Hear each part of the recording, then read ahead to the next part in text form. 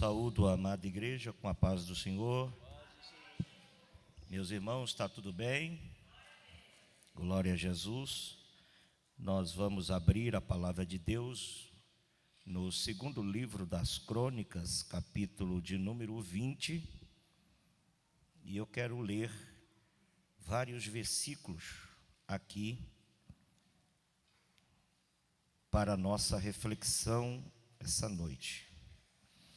O nosso irmão Ítalo e também a Eduarda está conosco.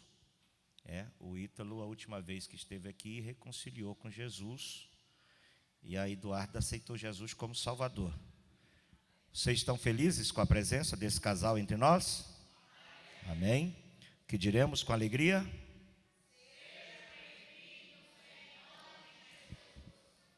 Volte sempre. Essa igreja ama vocês de verdade.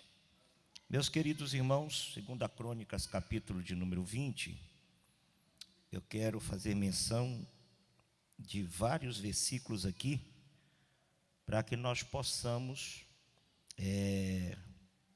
trazer aqui da parte de Deus, segundo aquilo que o Senhor colocou em meu coração, uma palavra de edificação, de renovo e de restauração nessa noite.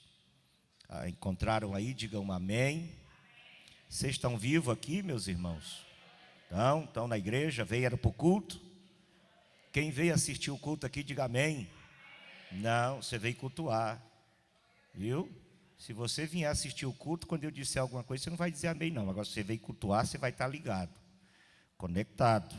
Você veio cultuar a Deus, aproveitando cada momento do culto para exaltar o nome do Senhor. Verso 1. Sucedeu que depois disso, os filhos de Moabe e os filhos de Amon, e com eles alguns outros dos amonitas, vieram a peleja contra Josafá, a igreja, bem bonito aí.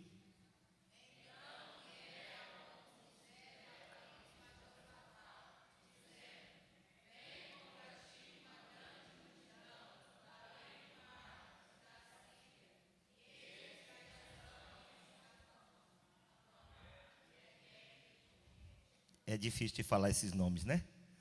Mas vai dar certo. Então Josafá temeu e pôs-se a buscar o Senhor, e apregoou jejum em todo Judá. 4.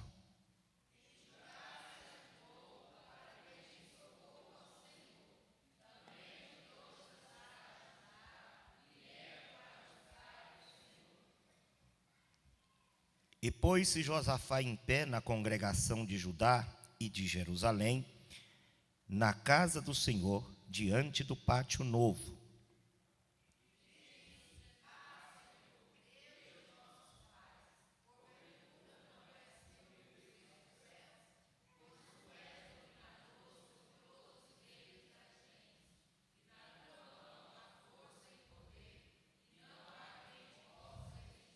Não deixa cair a marcha não, viu? Começou com 50, estava com 30, agora quase 20.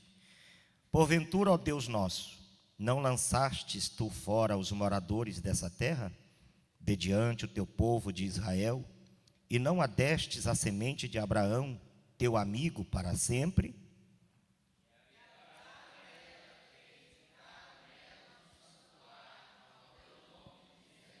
Se algum mal nos sobrevier, espada, juízo, peste ou fome, nós nos apresentaremos diante dessa casa e diante de ti, pois teu nome está nessa casa, e claramente a ti na nossa angústia, e clamaremos a ti na nossa angústia, e tu nos ouvirás e livrarás.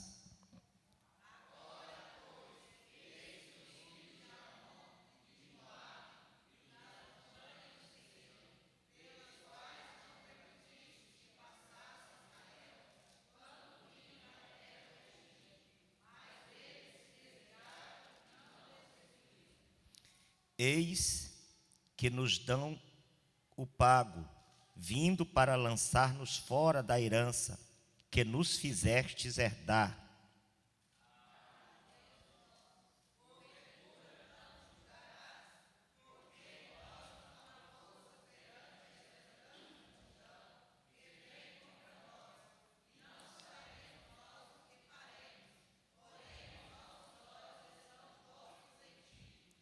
E todo Judá estava em pé perante o Senhor, como também as suas crianças, as suas mulheres e os seus filhos.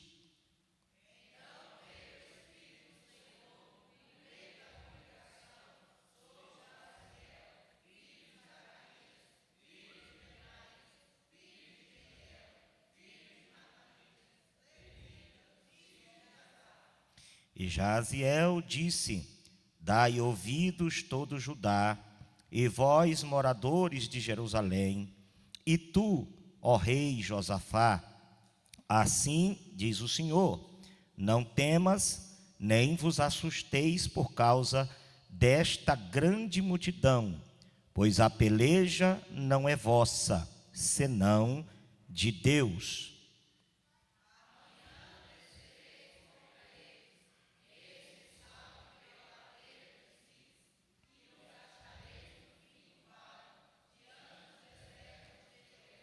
Todos. Não tereis de pelejar. Parai, estais em pé, e vede a salvação do Senhor para convosco. Ó Judá e Jerusalém, não temais, nem vos assusteis. Amanhã sai-lhes ao encontro, porque o Senhor será convosco. Você pode dizer glória a Deus? Aleluia. Queridos, nós estamos diante da palavra do Senhor e de um acontecimento muito interessante. Josafá era descendente direto de Davi e um dos reis piedosos que havia em Jerusalém. Josafá, ele assumiu o reinado de Judá quando Acabe ainda reinava em Israel. Reino do sul, estava Josafá reinando, sentado no trono que havia sido de Davi.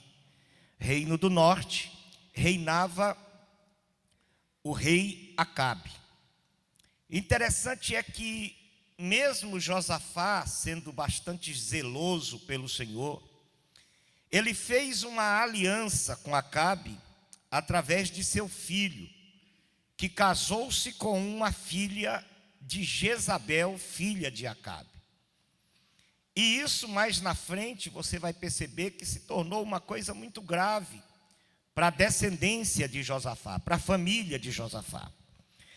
Mas eu quero me ater a esse fato em particular. E coloquei aqui um tema nessa mensagem: 5 atitudes que nós precisamos ter para vencermos as guerras. E eu digo guerras no plural, porque nenhum crente ele enfrenta, ele combate apenas uma guerra, nenhum crente. Nós vivemos de combate em combate, de guerras em guerras, né? De lutas em lutas. Nós nunca nos deparamos na caminhada da fé sem termos que enfrentarmos adversidades, guerras e lutas. Se você disser assim: pastor, eu sou crente, mas eu não enfrento luta, então tem uma coisa errada na sua vida espiritual. Porque a Bíblia diz que aqueles que querem viver piamente enfrentarão ou padecerão perseguições, padecerão guerras, padecerão lutas. E a atitude de Josafá, ela chama muito atenção. Como eu sempre digo, as crises, as intempéries, as crises da vida, elas são inevitáveis para nós. Ninguém está isento de dificuldade, de luta, de enfermidade, de guerra, de perseguição ou etc. Ninguém. Então isso para nós são coisas inevitáveis, e a gente sempre tem que entender que enquanto estivermos aqui nessa terra, essas crises, esses problemas, essas dificuldades sobrevirão sobre as nossas vidas.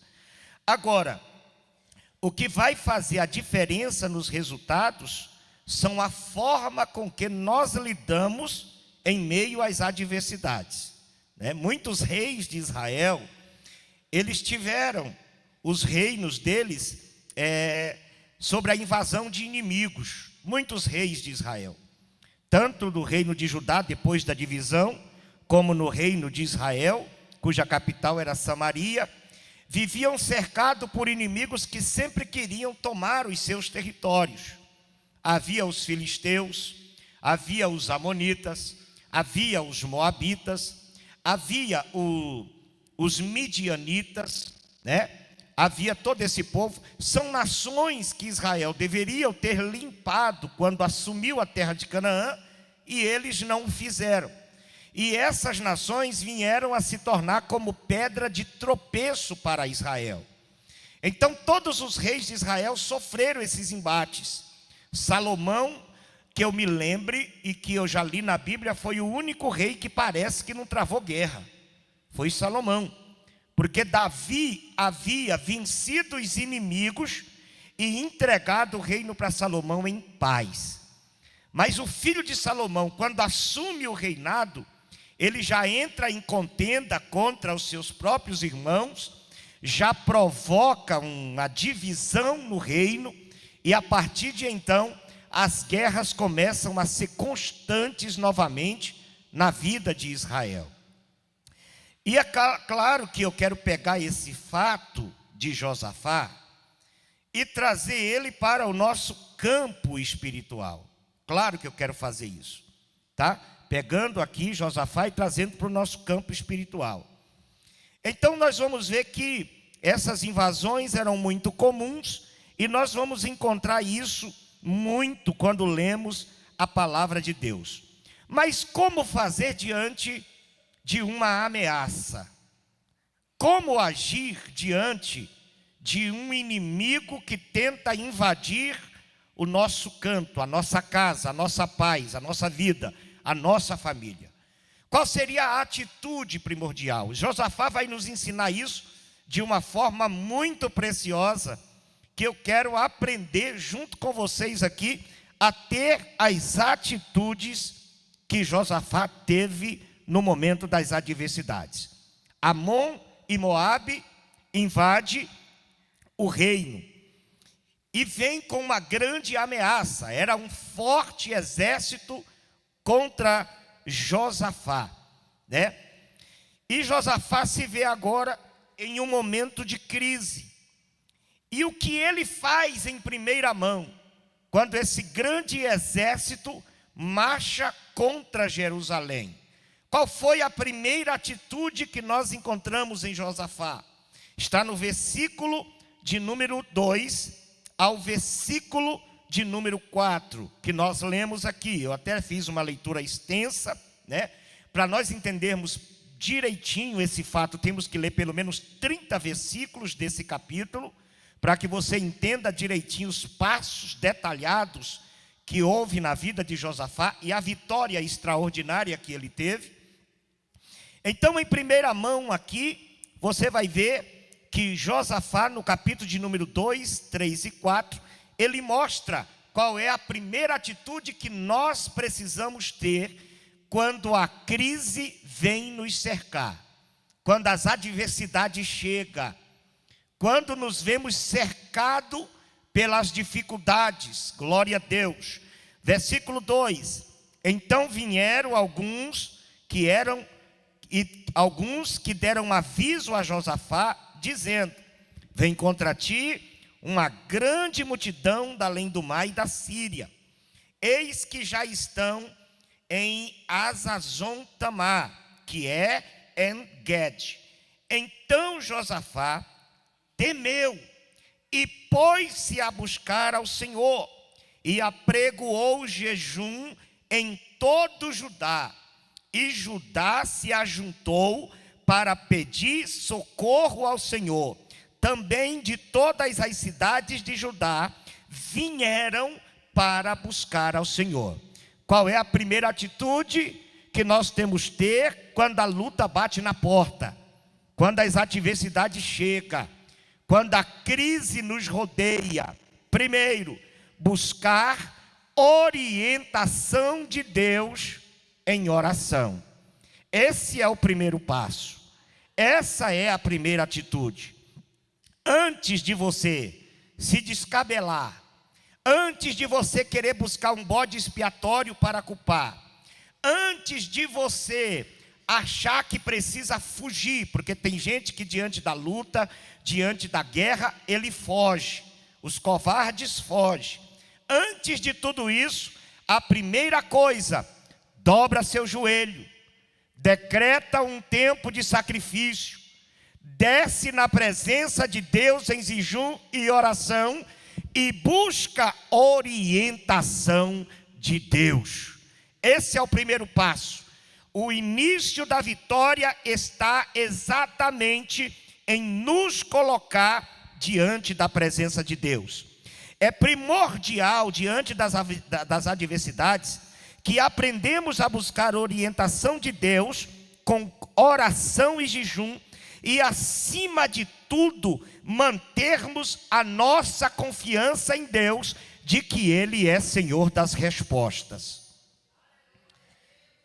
E eu estava meditando nessa tarde e vendo que muitos reis de Israel, diante de algo semelhante, e uma coisa que se assemelha muito a Josafá, é a atitude que teve também Ezequias, quando Senaqueribe sitiou Jerusalém, ele também mostra esse princípio.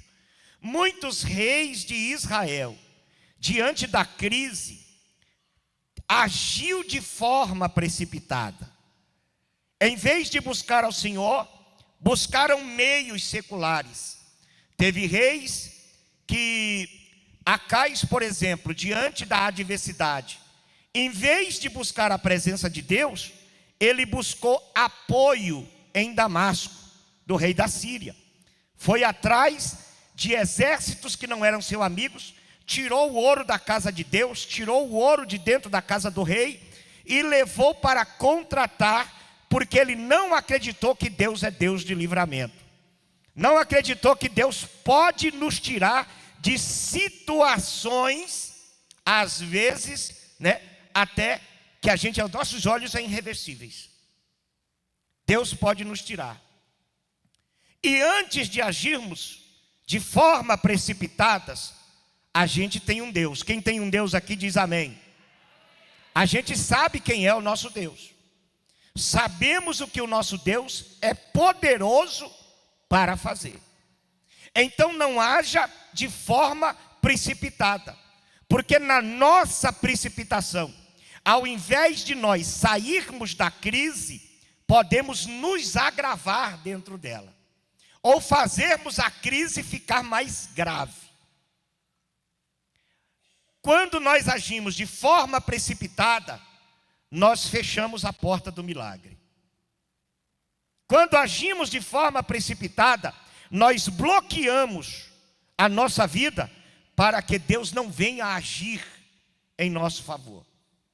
E eu poderia dar vários exemplos de pessoas que agiram de forma precipitada. O que falar de Sara,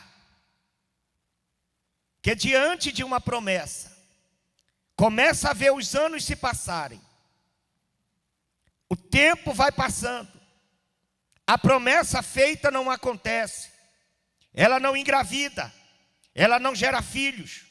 Quanto mais tempo passa, mais velha ela fica, mais ela se sente incapaz de que o milagre que Deus prometera na sua vida aconteça. Quando Deus lhe promete um filho, ela está com 65 anos. Então, quando passa-se aproximadamente 13, 14, eu não me lembro, 14 anos, e a promessa não se cumpre, o que acontece? Ela vai, cria uma estratégia completamente humana, pega uma das suas servas, chamada Agar, entrega como esposa para o seu marido, para que através daquela serva, o seu marido venha gerar filhos, e ela seja lhe tirado o que elas chamavam de opróbrio. De forma precipitada, sem esperar o conselho de Deus, sem consultar a vontade de Deus, Sara comete esse erro. E esse erro de Sara custa caro, porque na sua precipitação, sem buscar orientação de Deus em oração, ela trouxe inimizade e contenda para dentro da sua casa. Às vezes, na precipitação nossa, ao invés de resolver o problema, nós criamos uma situação mais complicada ainda para dentro da nossa casa e para dentro da nossa família. O que falar de Ló?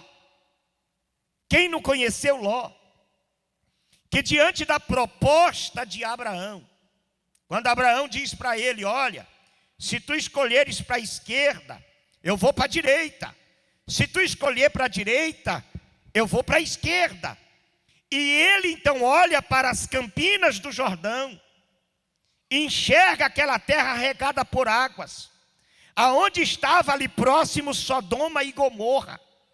E ele então, sem orar a Deus, sem buscar orientação, o que ele tinha que fazer?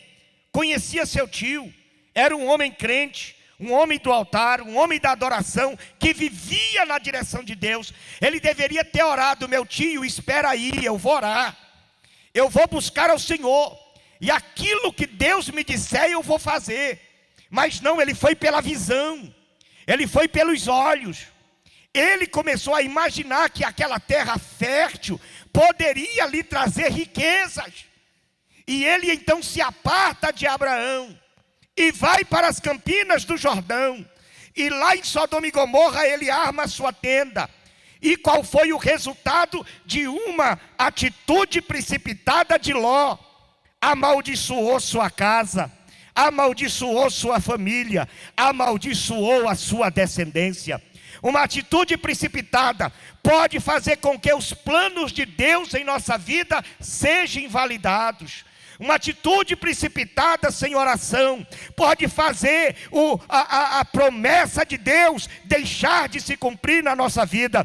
Então, quando acontecer na sua casa, de você estar numa encruzilhada, em uma encurralada, e você olhar para frente, não ver saída, para, ora, jejuma, chama a presença de Deus, porque Deus ainda fala com o seu povo, porque Deus ainda dá direção para a sua igreja, Deus ainda dá direção para obreiro, Deus dá direção para irmão, Deus dá direção para a igreja, para jovens, para adolescente.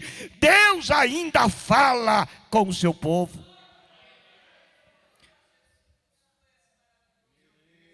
Para de agir por impulso, para de confiar em si mesmo, para de achar que você pode.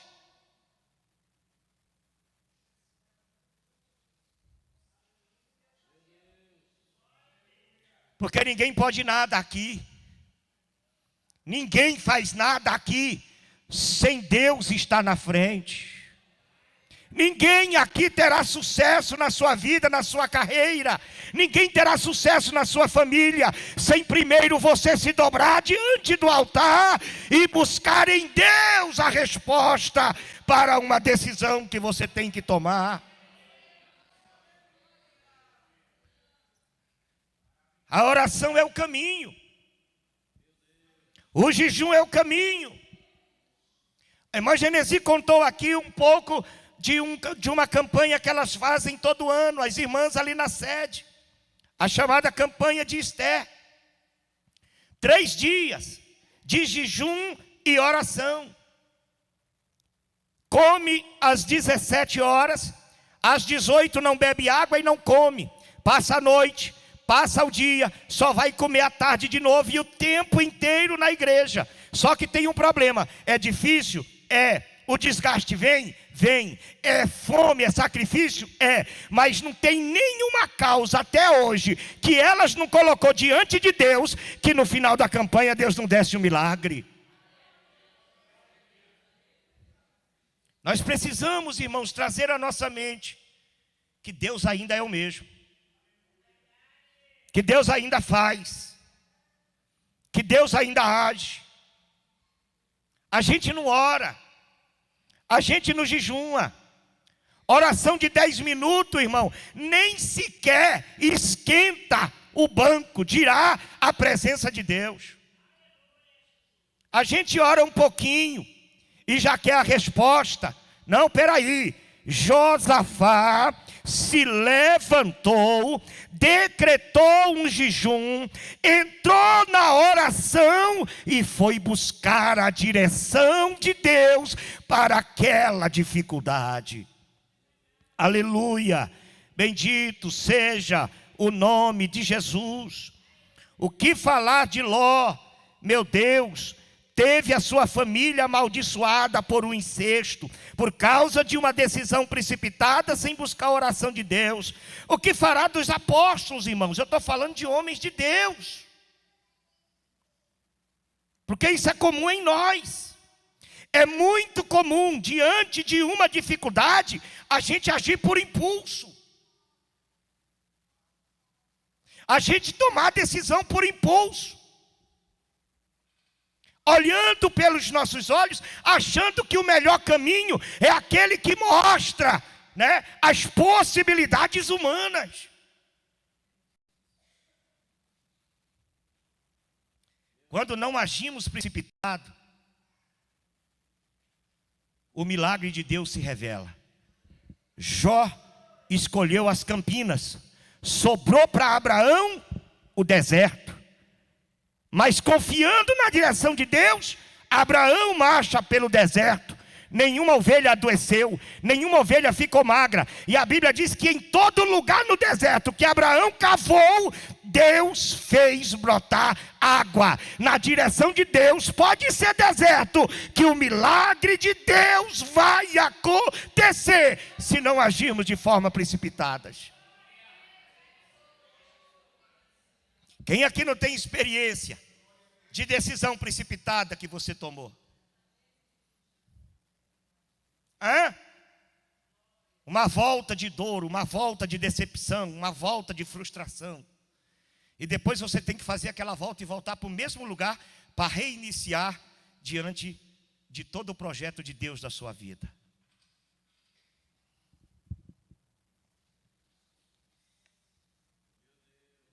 Os apóstolos, homens de Deus, iniciando o ministério. Um olha para o outro e diz: olha, o colégio apostólico está com vacância. Falta um. Porque o Senhor escolheu 12. Quem escolheu 12? Quem escolheu 12? O Senhor. E eles disseram: então, vamos fazer o seguinte. Vamos escolher aqui dentre nós aqui homens de boa reputação. Vamos chegar esses homens e trazer diante da igreja. Vamos lançar sorte e vamos escolher um para colocar aonde está faltando, porque Judas se perdeu e o Senhor escolheu 12. O Deus que escolheu 12 não podia escolher o próximo?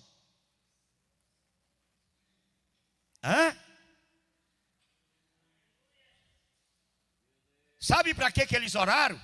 Para que a sorte desse certo. Eles nos oraram dizendo: Senhor, nos aponta um, mostra quem é. Eles não fez isso. Eles orou diante daqueles homens: ó, nós vamos lançar sorte aqui, Senhor, e o nome que sair, que seja o Senhor que escolheu. Eu acho que eles pegou o nome daquele monte de gente, colocou dentro do copinho, igual as irmãs faz aí, e deu uma sacudida, chamou uma criancinha e disse: ó, vem cá tirar. Não se escolhe obreiro na sorte. Não se escolhe algo para um departamento tão importante dessa forma. A sorte caiu em Matias. E só lá naquele texto o nome de Matias é mencionado. A partir do capítulo 1, não aparece mais Matias. Ele desaparece. Aí lá no capítulo de número 9, um camarada jovem, fariseu, nascido aos pés de Gamaliel, sujeito bom, zeloso pela lei, vem para Damasco para poder judiar dos crentes e tentar destruir o cristianismo. O Senhor faz ele cair na terra, rodeado de uma luz gloriosa do céu, e lá está o homem a quem Deus escolhe para compor os 12 do colégio apostólico. Eu preguei sobre isso e alguém disse: pastor, mas e o Matias? Vem cá, a Bíblia diz, Jesus é quem falou, que haverá 12 tronos para 12 apóstolos. Não é 13, é 12. No 12º, que estava vazio, quem se assentará nele, Matias ou Paulo?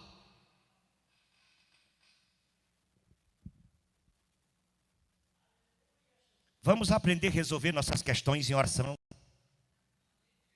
Vamos aprender a buscar em Deus a direção certa para nós sairmos da crise.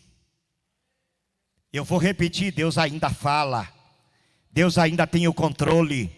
Deus ainda tem o domínio. Ainda que ele aparentemente seja tardio, mas é fiel para cumprir as suas promessas. Se você está debaixo da mão de Deus, busque orientação de Deus.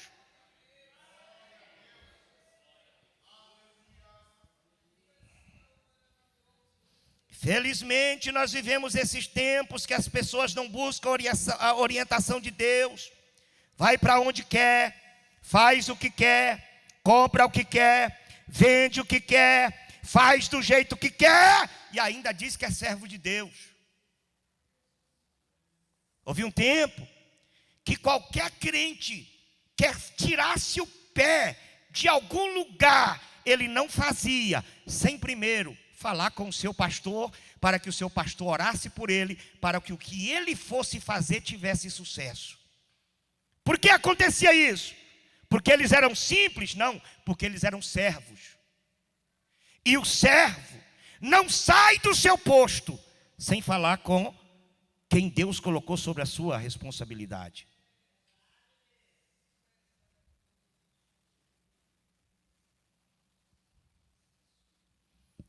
O que eu conheço de famílias derrotadas, o que eu conheço de famílias destruídas, porque tomaram decisão por si mesmo, sem buscar a orientação de Deus, sem buscar a direção de Deus. Quantos eu não conheço? E tem gente que faz isso escondido. Propõe algo para a sua casa, para a sua família, escondido da igreja, escondido do pastor. Quando a igreja e o pastor fica sabendo, já está com tudo arrumado, tudo pronto. E aí chega e teve uma pessoa que chegou para mim, pastor, eu estou com as passagens de compra, e a gente está indo para tal lugar, o que o senhor me diz? O que eu te digo com passagem de compra? O que eu te digo, vai, não está compra. Se eu disser para você não ir, você vai? Não, a gente vai. Então pronto, então não precisa nem me perguntar. Simplesmente vai.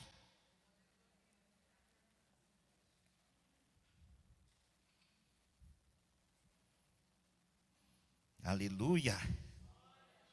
Aleluia.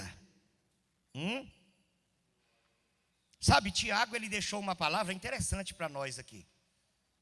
Tiago deixou uma palavra interessante para nós. Tiago capítulo 4, verso 13, por favor, coloque aí. Verso 13, 14, 15 e 16. Eu vou ler e vocês acompanham aí, por favor. Eia, agora vós que dizeis, hoje ou amanhã, iremos a tal cidade, lá passaremos um ano, contrataremos e ganhemos. Isso aqui é Tiago, falando para uma turma de gente que faz o que quer, que acha-se dono de si mesmo e que não deve satisfação para ninguém. É o como é que diz aí? Sabichão. É o sabe tudo. É o experiente.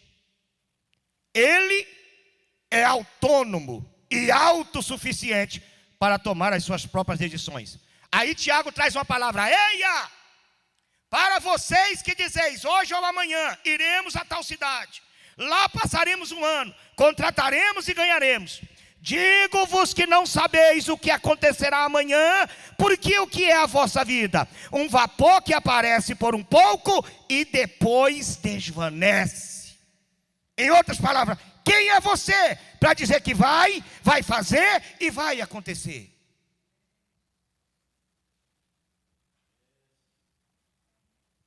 Que é a sua vida. Versículo 15. Em lugar do que deveis dizer: se o Senhor quiser, e se vivermos, faremos isso ou aquilo. Em primeiro lugar, Tiago, primeiro, é vontade de Deus, é assim que Deus quer, o Senhor mandou fazer, Deus delegou a ordem para ir, a voz de Deus bradou aprovando o seu projeto.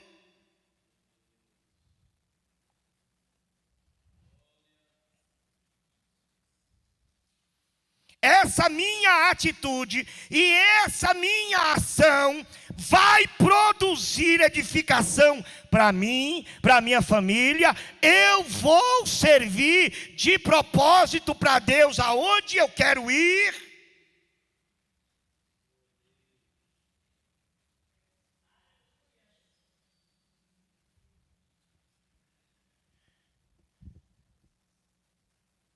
Não esqueça que a Bíblia diz assim: entrega teu caminho ao Senhor, confia nele, e tudo Ele fará. Pega a tua vida, pega as tuas vontades, pega teus projetos, pega tudo que você implementou e coloca na mão de Deus e espera o sim de Deus, porque o sim de Deus não acrescenta dores. Glória ao nome de Jesus.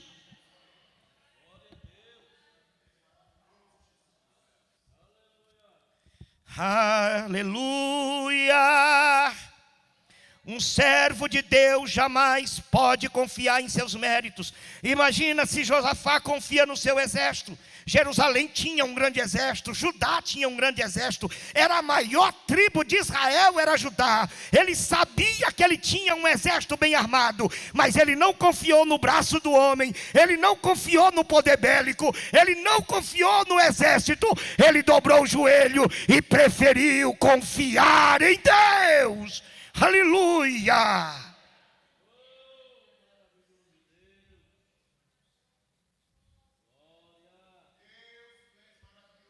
Você está entendendo a palavra essa noite? Diga glória a Deus.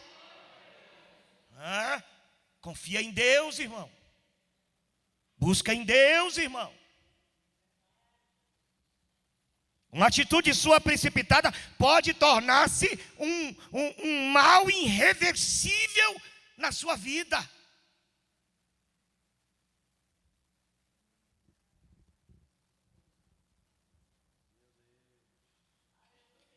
Aleluia. Bendito seja o nome do Senhor. Um servo de Deus jamais pode confiar nos seus méritos. Viu? Pois o homem mais poderoso da terra, ele nunca vai poder garantir a sua própria segurança. Todos dependem da orientação de Deus para tudo. Por isso Paulo diz assim: andai em espírito, e não cumpris as concupiscências da carne. Andar em espírito é ser guiado. Se sois guiados pelo Espírito, disse Paulo, não é? Se sois guiados pelo Espírito. Espírito Santo, posso? Se você não perguntar, ele nunca vai responder.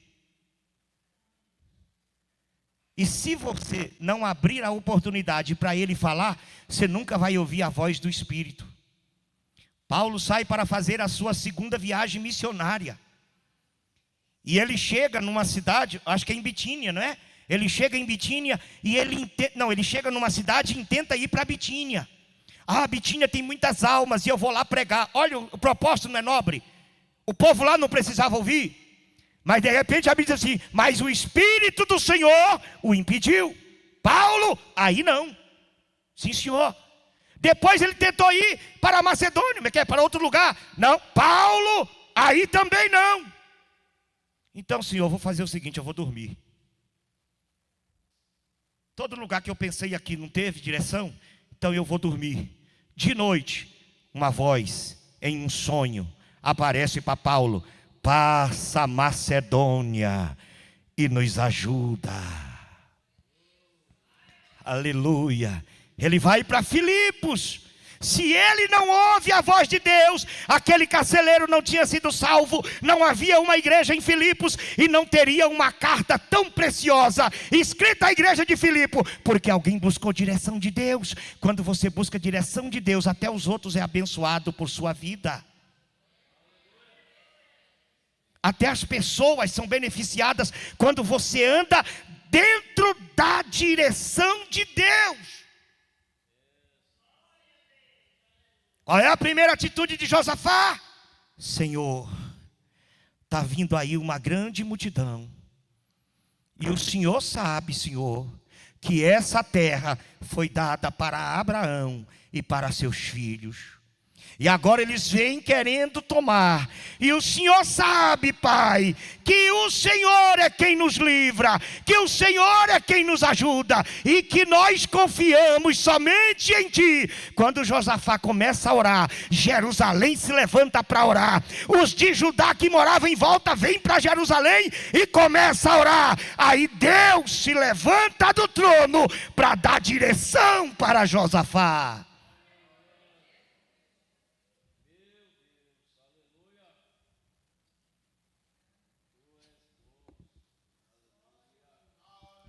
Quer ver Deus se levantar em seu favor?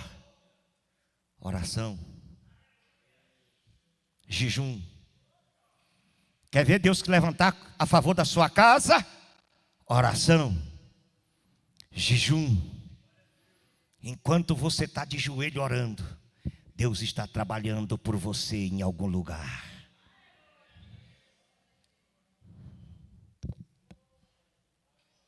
Eu poderia falar de algumas coisas aqui importantes. A segunda coisa, o segundo passo importante que Josafá nos dá. Primeiro, buscou orientação de Deus em oração e jejum. Quem está precisando de um socorro de Deus aí? Deixa eu ver. Levante a sua mão e segure. Se dobra diante dele, que você vai ver um caminho excelente. E o Senhor ainda diz assim: porque os meus caminhos são mais altos do que os vossos caminhos, e os pensamentos que eu tenho de vocês são pensamentos de vitória e não pensamentos de derrota. Deus tem o melhor para a sua igreja. Deus tem o melhor para a sua família.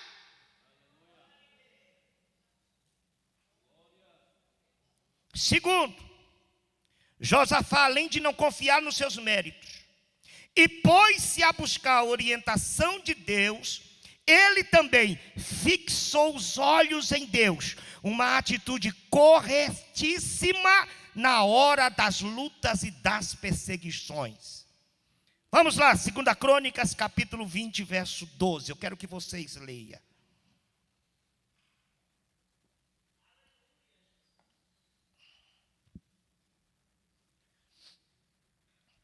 Sabe, irmãos, eu disse a vocês aqui que as mensagens que eu prego são mensagens que primeiro Deus fala comigo.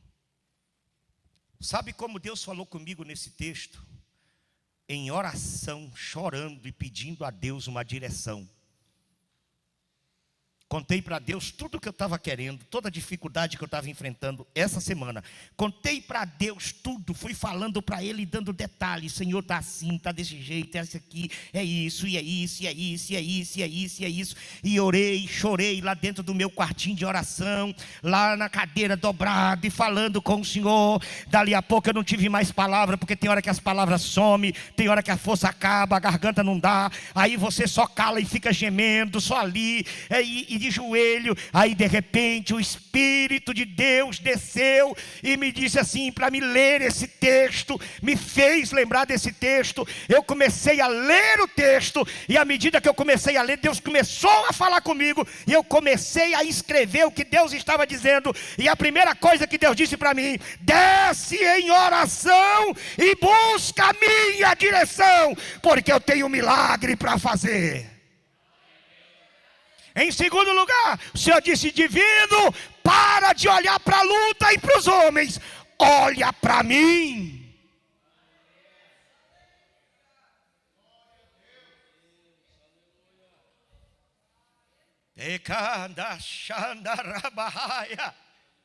Para de olhar para quem quer, para quem não quer, para quem faz, para quem não faz. Divino, olha para mim.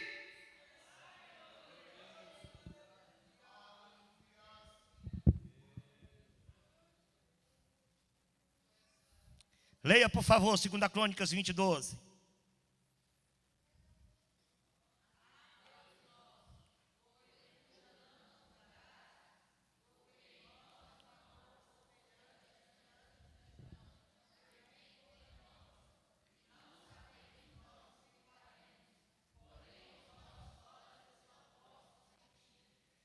É difícil, Senhor. A luta é acima das minhas forças, Senhor. Eu não estou tendo força de reação, porque tem hora que a gente não tem força de reação.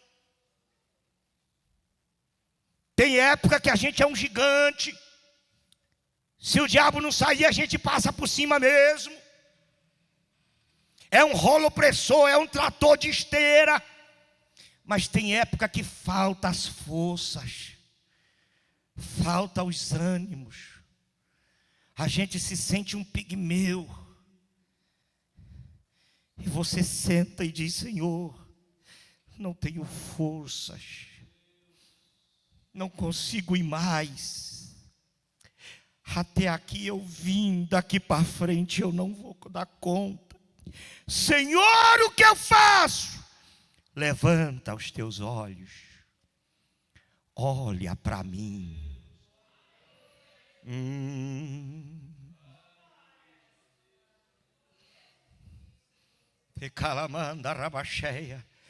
Deus está dizendo assim: busque direção de Deus, busque orientação de Deus e volta teus olhos para o Senhor. Quem te chamou foi Deus, quem te selecionou foi Deus, quem te separou foi Deus. E se Ele chamou, Ele cuida, se Ele chamou, Ele sustenta, se Ele chamou, Ele garante a vitória. Não para de olhar para Deus.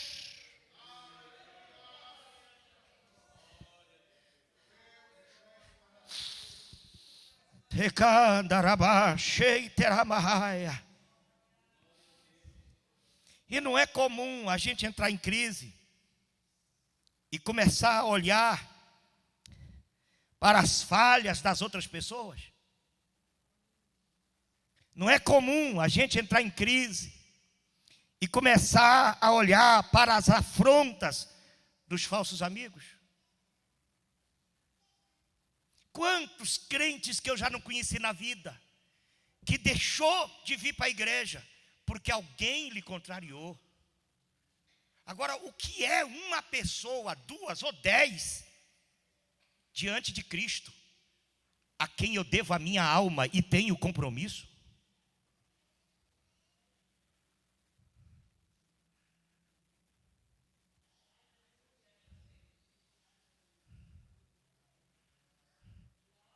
Pessoas vêm, pessoas vão, mas eu e Cristo, irmão, é até a eternidade. Eu e Jesus é inseparável. Nada me tira da sua presença e da sua direção, e nada faz eu desistir daquilo que Ele colocou nas minhas mãos.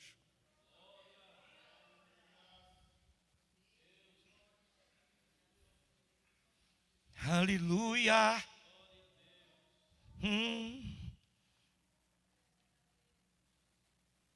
Com isso nós tendemos a nos desanimar e até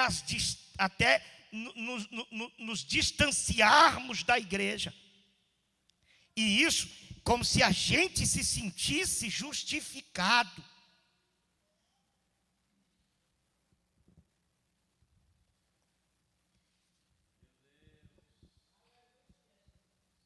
Olha, irmãos, quando eu me decepciono e me ausento da igreja, Não é fulano, beltrano ou ciclano que sente. É Cristo. É o Espírito Santo.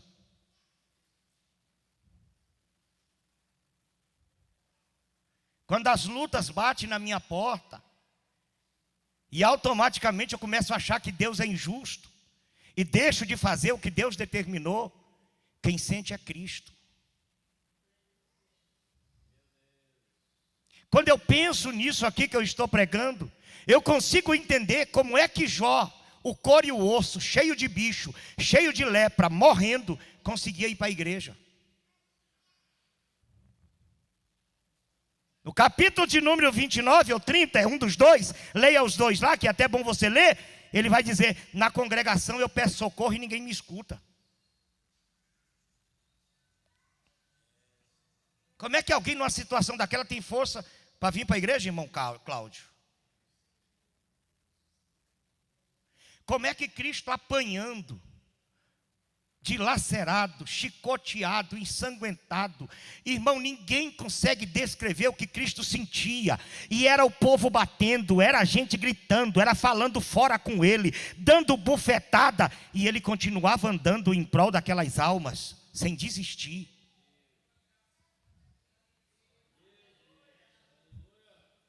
Como é que eu vou fazer alguma coisa por alguém, esse alguém me maltrata, e eu ainda continuo querendo fazer por alguém que não vale aquilo que eu estou fazendo? Cristo fez isso por nós, sem desistir. Como ele conseguiu? Ele não olhou para quem lhe batia, ele não olhou para quem lhe ofendia, ele olhava para Deus, e Deus dizendo, vem filho, cumpre a missão, vem até o fim, vem até o fim, vem até o fim. E o meu Cristo chegou até o Calvário.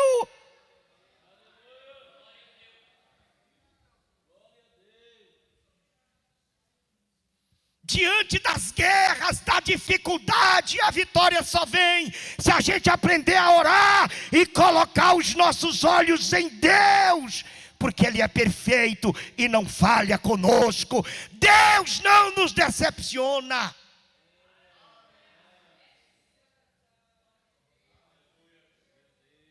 Eu já sofri decepção com muita gente.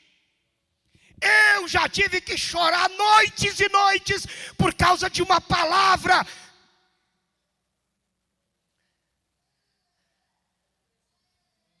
de alguém sem sabedoria.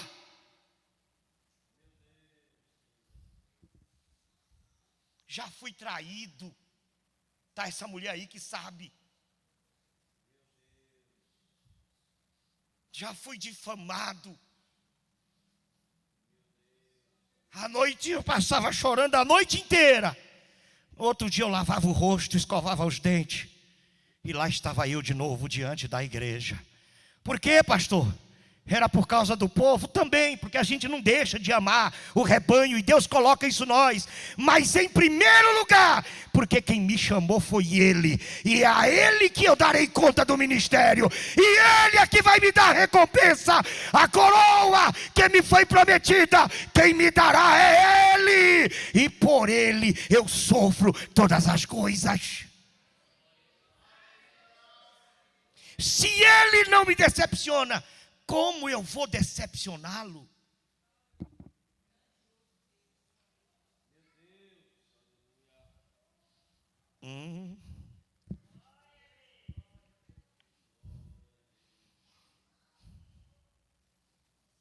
Irmãos, coloca os olhos em Deus. Para de olhar para quem erra. Para de olhar para quem peca. Para de olhar para quem não tem papo na língua e fala besteira. Para de se limitar, porque alguém não entende a tua comunhão com Deus. Porque alguém te julga. Para. Fala, Senhor, meus olhos estão em Ti. Faz como disse o escritor aos Hebreus no capítulo de número 12. E nós também, que estamos rodeados de uma tão grande nuvem de testemunha. Quem são essas testemunhas? Essas testemunhas são os homens que sofreram muito mais do que nós e não desistiram. Essas testemunhas são homens que morreram para que o evangelho chegasse e estivesse diante de nós essa noite. Homens que foram queimados, homens que foram devorados por leões, famílias que foram dizimadas, mas morria na arena cantando, morria na arena dando glória, morria na fogueira falando língua estranha, não desistiu, não recuou. Sabe como é que a frieza sobreveio à nossa vida? Quando a gente deixa de olhar para Jesus e olha para as ondas.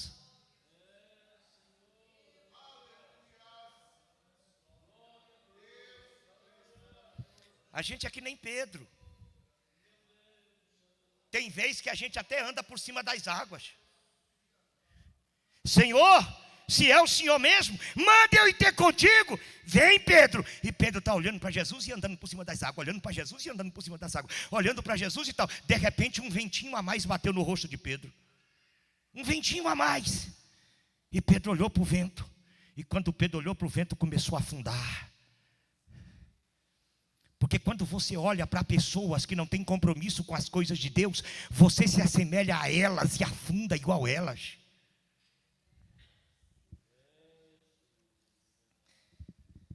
Tem gente que nunca vai ser grato. Nunca. Você pode morrer por ele, que ele ainda vai achar um defeito que você teve na hora de morrer.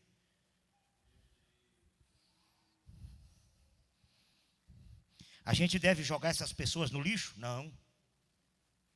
A gente deve abandonar essas pessoas? Não. A gente vai orar por elas e suportá-las, como diz a Bíblia. Mas elas não é o nosso porto seguro. Não é delas que eu quero elogio. Eu quero ser aprovado por aquele que está aqui nessa noite, na pessoa bendita do Espírito Santo. Então volta teus olhos para o céu. Lembra que tem muitos homens e mulheres de Deus, melhores do que nós, que sofreu muito mais e não desistiram, porque acreditava que nós íamos valorizar o seu legado. Estamos rodeados de uma tão grande nuvem de testemunha. Deixemos o pecado, deixemos o embaraço que tão de perto nos odeia e seguimos com perseverança a carreira que nos está proposta, olhando para Jesus, autor e consumador de todas as coisas. É Ele, é Jesus, é por Ele, é para Ele. Eu vou até o fim, porque Ele merece o meu melhor.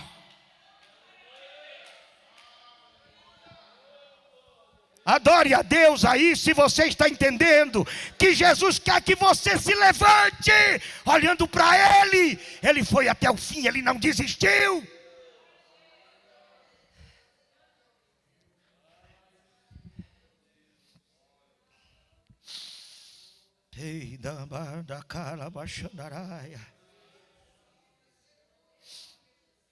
Irmãos, e o versículo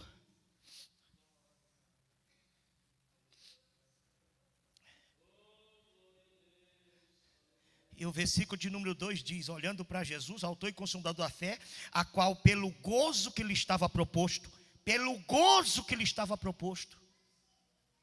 guerra passa, irmão, luta passa, mas o gozo da vitória chega.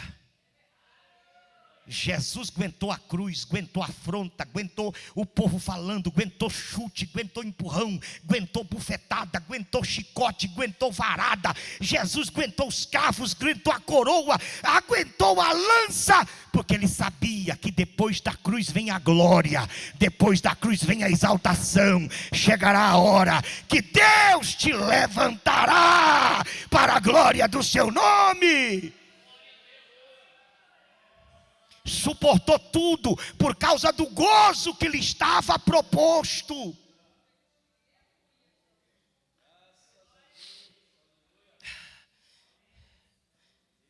Suportou a cruz, desprezando a afronta, assentou-se à destra de Deus. Olha o versículo de número 3. Considerai, pois, aquele que suportou tais contradições dos pecadores contra si mesmo, para que não enfraqueçais. Considera Jesus que inventou todas aquelas contradições dos pecadores. Valeu a pena ou não? Suportar tudo aquilo. Ele merecia? Não. Você merece? Talvez não. Mas e daí? Você é participante das aflições dele. Sempre vai haver alguém para falar mal de você. Sempre vai alguém te olhar e achar que você não merece mérito nenhum. Sempre vai ter. Mas não é para ele que você faz. Se ele te colocou aqui, vai até o fim, suportando tudo. Aleluia.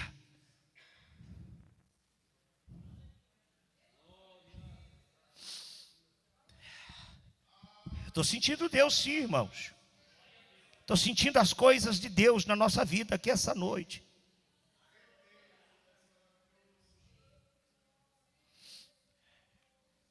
Se eu queria tanto terminar essa palavra. Diga assim, primeiro. Toda a igreja, diga primeiro. Buscar a direção de Deus. Segundo, olhar só para Jesus. Só para Jesus. Meu modelo. Minha referência. Tudo que eu preciso para vencer está na vida de Jesus. E me ensina. Aleluia, macalabaxeia. Oh, aleluia. Aleluia. Aleluia.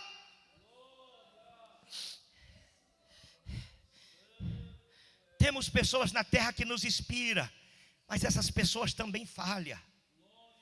Mas Jesus não. Nunca falhou. Jamais falhará. Veio aqui e nos ensinou o que é ser servo de verdade. Jesus ensinou o que é ser servo de verdade. Você só não vence se você não quiser. Josafá buscou direção de Deus. Josafá fixou os olhos em Deus. E aí o que aconteceu? Acreditou que quem entra na guerra por mim é Deus. É Deus que peleja as minhas guerras. Aleluia. Eu não preciso fazer nada. Deus faz tudo. Aleluia. Vamos para 2 Crônicas 20:15. Glória a Deus. 2 Crônicas 20:15.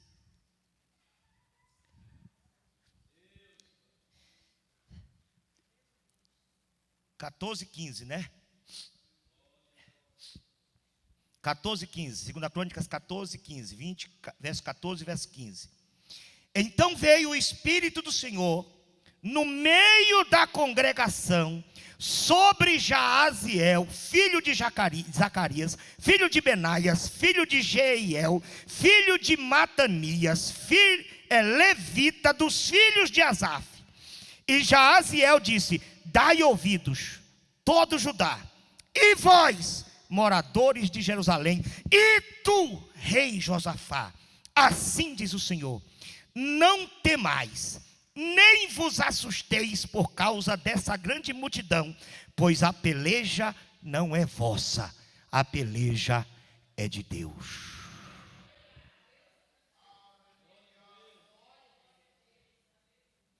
As armas com que eu guerreio não são físicas, são espirituais. Eu não guerreio com a minha boca, rebatendo quem fala bobagem. Eu não guerreio com meus braços, empurrando para longe de mim pessoas que querem mal para mim. Eu não guerreio com revolta, com ira e com vingança. Josafá não guerreou? Claro. Como é que ele começou a guerra? De joelho.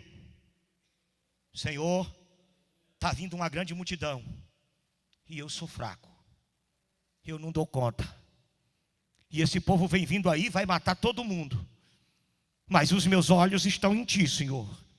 É no Senhor que eu espero, é em Ti, Senhor. Eu não quero força de homem. Eu não confio em carro e nem confio em cavalos, porque a Bíblia diz que uns confiam em carros, outros em cavalos, mas nós faremos menção do nome do Senhor nosso Deus. É o Senhor que peleja. Senhor, vem aqui, Senhor, vem cá. Aí Deus levanta o profeta e diz: Josafá, Judá, toda Jerusalém, deixa eu dizer uma coisa, agora vocês saem, que eu vou entrar na guerra em favor de vocês. E quando Deus chega, irmão, para guerrear a nossa guerra, pode cantar, pode dar glória, pode glorificar, porque a vitória é certa.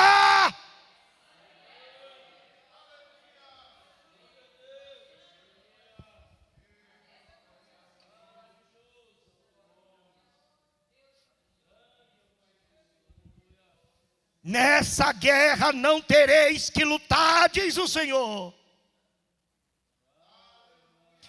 Assentai-vos e olhai, e vede o livramento, porque essa peleja não é vossa, mas é minha. Deus entra nas nossas guerras. Deus entra nas nossas disputas.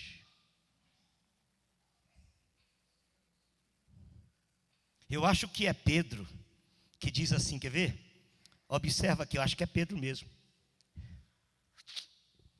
1 Pedro capítulo 2, verso 19 ao 23. Vamos lá. Porque é coisa agradável que alguém, por causa da consciência para com Deus, sofra agravos e padeça injustamente. É agradável, Deus se agrada de uma pessoa que, por causa da consciência para com Deus, ele sofra, ele aguente. Não é porque você é frouxo, não é porque você é mole, não é porque você não é igualzinho, porque não leva desaforo para casa. Crente não leva desaforo para casa. Quem leva desaforo para casa é quem pega o desaforo e põe no coração. Crente deixa o desaforo aonde ele aconteceu, fica no chão lá, se vira. Nem para casa eu levo.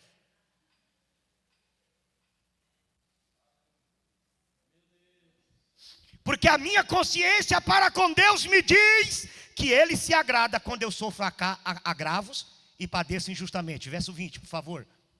Porque que glória será essa, pecando, sois esbofeteados e sofrereis. Se você pecar e sofrer, que glória é essa? Não, você merece. Mas se fazemos o bem, somos afligidos e sofremos, isso é agradável a Deus. Quem concorda com o versículo desse aqui? Que Deus tem prazer quando alguém fala mal da gente. Que paradoxo. Quando Jesus chega lá, no início do Sermão do Monte, depois que ele fala da bem-aventurança, e diz: bem-aventurados sois vós, cheios de felicidade. E vocês vão ser muito felizes quando vos injuriarem, vos perseguirem, e mentindo disser todo mal contra vós por minha causa. Quando isso acontecer, se encha de felicidade.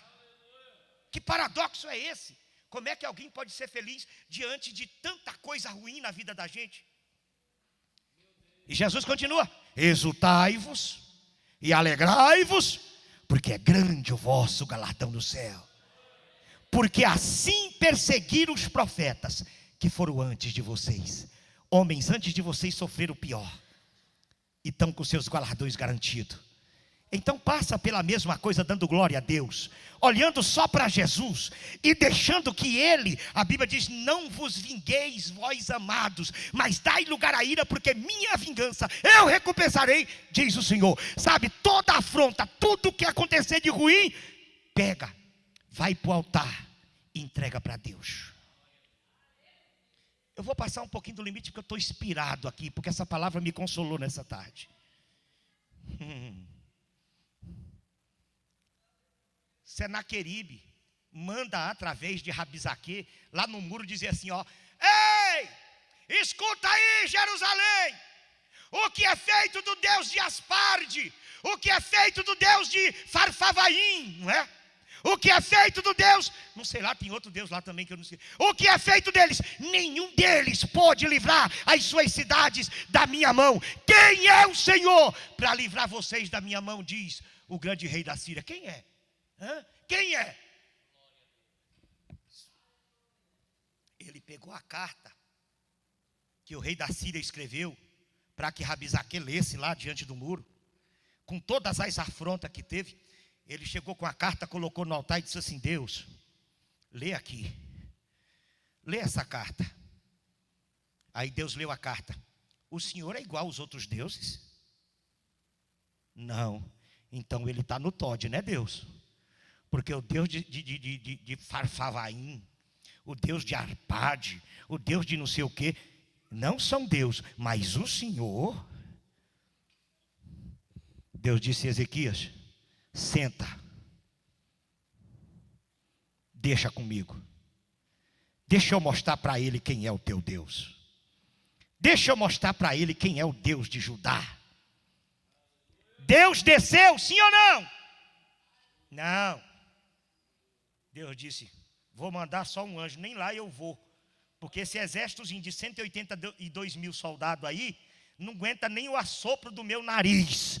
Desce lá, anjo, e resolve a causa do rei Ezequias. No outro dia tinha 182 mil soldados caídos no chão apodrecendo. Esse é o meu Deus. É o Deus que entra na minha guerra, é o Deus que peleja as minhas pelejas, é o Deus que defende o meu nome, é o Deus que defende a minha honra, é o Deus que entra em meu favor, é o Deus que pode entrar em teu favor aqui hoje, se você usar as armas certas, as atitudes certas diante das tuas adversidades.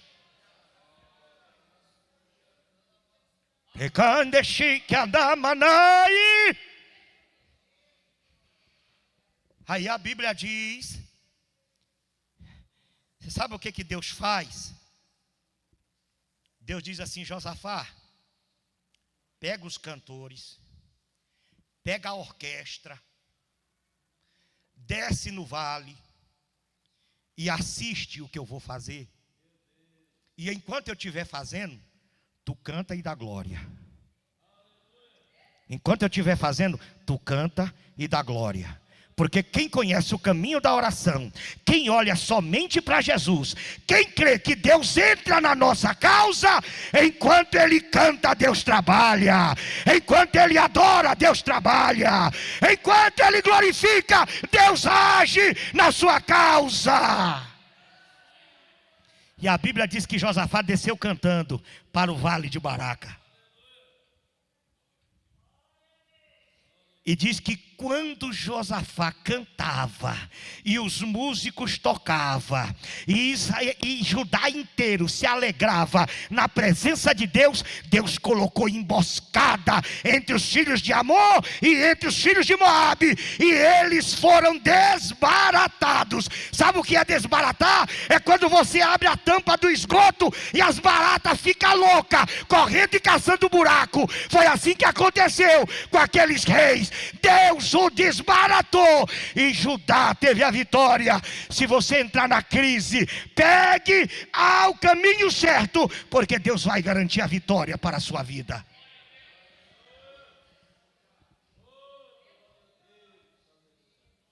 Ok? Sabe por que eu estou pregando isso aqui essa noite?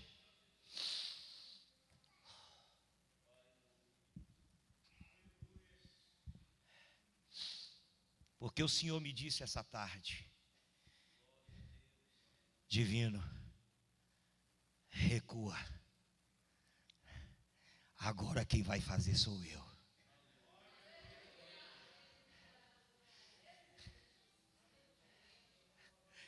Prepara aí, que está vindo um mover de Deus aí.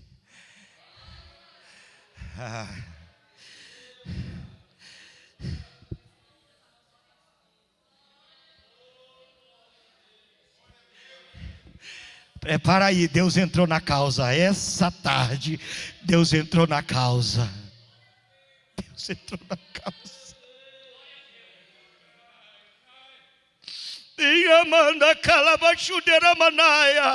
Quem crê nessa profecia, levante a mão.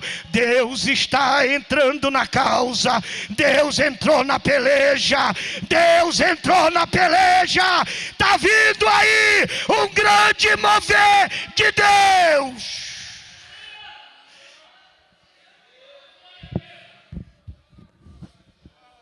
Glória a Deus, aleluia. Oh.